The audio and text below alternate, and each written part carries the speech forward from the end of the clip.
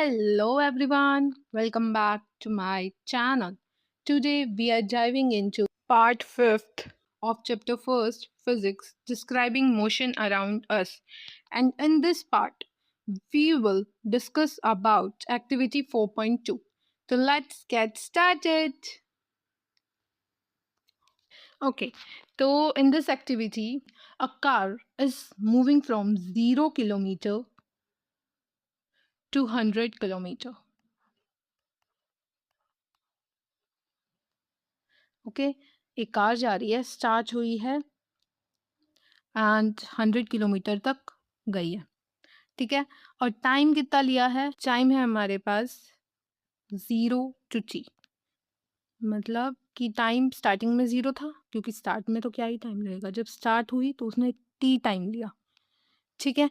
तो वो कह रहा है कि हमें इस एक्टिविटी के अंदर एक तो एसेलरेशन, एवरेज एसेलरेशन बतानी है, एक तो एवरेज एक्सेलरेशन बतानी है, और दूसरा हमें बताना है कि अगर इस कार की जगह हम डिफरेंट टाइप्स ऑफ कार्स लें, जैसे हम लें स्पोर्ट्स कार, पोर्शे ले लें हम, या ओडी ले लें, तो मतलब या महिंद्रा थार ले लें, तो ऐसी कार्स जब हम अलग अलग टाइप की कार्स लेंगे तो हमारी एवरेज एक्सेलरेशन क्या सेम रहेगी या अलग रहेगी, मतलब 100 किलोमीटर पहले कौन क्रॉस करेगा, ठीक है। तो हमें डिफरेंट कार्स का डेटा बताना है यहाँ पे एवरेज एक्सेलरेशन का। तो चलें देखें। सबसे पहले तो हमारे पास जो हमारी बुक में दिया हुआ है कि इसकी एक्सेलरेशन कितनी है पॉइंट ए पे टू पॉइंट बी, ठीक है। वेलोसिटी यहाँ पे क्या है? 0, बिकॉज ये स्टार्ट हुई है, ठीक है। और यहाँ क्या है? 100 किलोमीटर पर आवर। यहाँ पे टाइम 0 है, और यहाँ पे क्या है? टाइम फाइनल टी ले सकते हो आप इसे, ठीक है। तो वो कह रहा है एक्सेलरेशन क्या होगा। पहली बात, एक्सेलरेशन होता क्या है? Acceleration is the rate of change of velocity. What is acceleration? Acceleration is the rate of change of velocity, means acceleration is the change of velocity upon में time, and average acceleration total change in velocity या change in velocity upon में total time। Done, ठीक है। अब इसके बाद जो बात आती है हमारी, हम आगे देखते हैं कि हमें करना क्या है। इसके बाद हमें करना है कैलकुलेशन, मीन्स कार की एवरेज एक्सेलरेशन निकालनी कि जब हम 0 किलोमीटर से 100 किलोमीटर तक गए हैं तो उसकी एक्सेलरेशन क्या होगी। सबसे पहले 100 किलोमीटर को मीटर पर सेकंड में चेंज करेंगे। 100 किलोमीटर को मीटर पर सेकंड में चेंज करने के लिए मल्टीप्लाई करना पड़ेगा बाय 5/18। ये मैंने मेरे पार्ट 4th के अंदर बताया हुआ है, ठीक है, तो आप वहाँ से देख सकते हैं।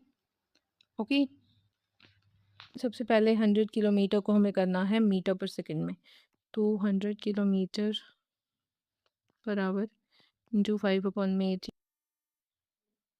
ये आ जाएगा 500/18, 27.78 मीटर पर सेकेंड। इतना आने के बाद this is the final velocity, ठीक है। तो हम एवरेज एक्सेलरेशन के लिए क्या करते हैं? v माइनस यू अपॉन में t, टोटल टाइम भी कह सकते हैं हम।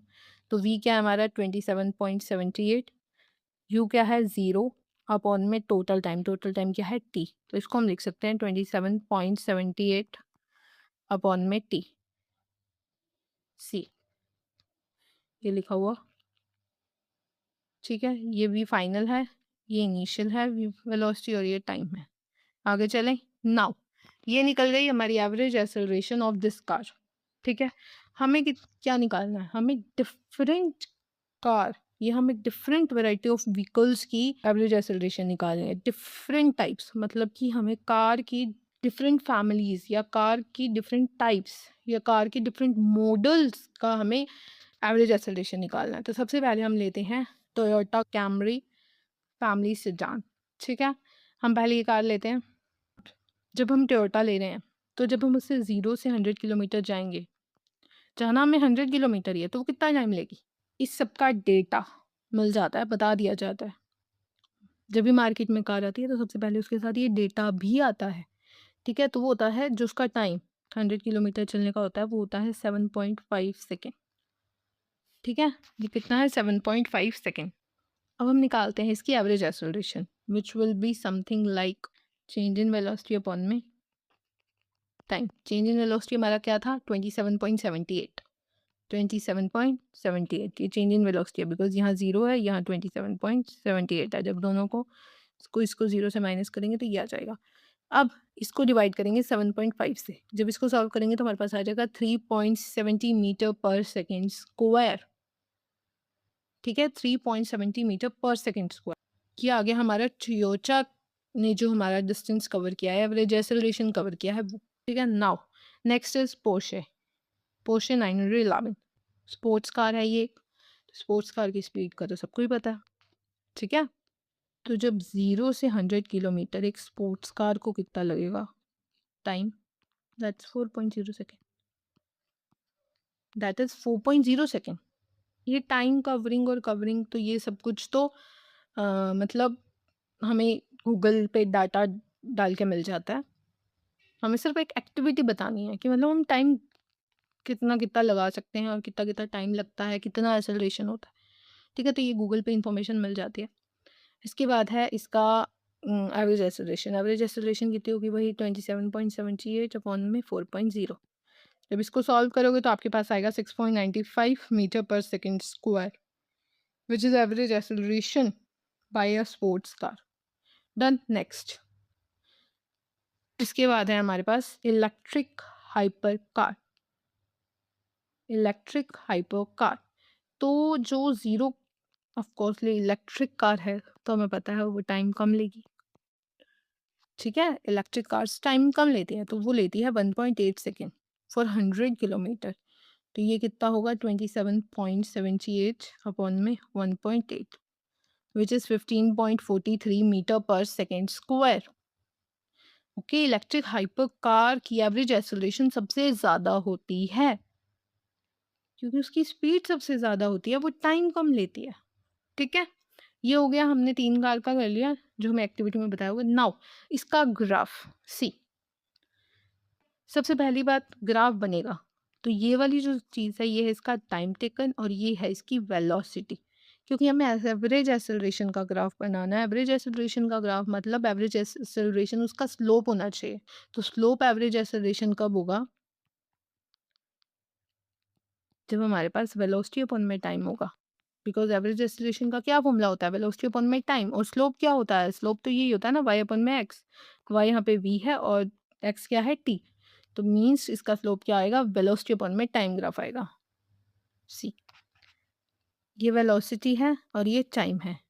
ठीक है, इसने लिए थे 1.8 सेकेंड और कितने 27.78 मीटर पर सेकेंड में कितने टाइम में पहुंची थी ये 1.8 सेकेंड में। ठीक है, तो इसकी एक्सेलरेशन सबसे ज़्यादा होगी। नेक्स्ट, इसकी एक्सेलरेशन सबसे ज़्यादा होगी। नेक्स्ट, स्पोर्ट्स कार ने लिए थे 4.0 सेकेंड, 4.0 सेकेंड। ठीक है, 27.80 में पहुंचने के लिए। उसके बाद आती है हमारी सिडान या टोयोटा की कार, तो उसने लिए थे 7.5 सेकेंड। अब यहाँ पे जो बात है, एवरेज एक्सेलरेशन किसकी ज़्यादा होगी। सबसे पहली बात, जब भी ग्राफ में कोई भी ग्राफ हो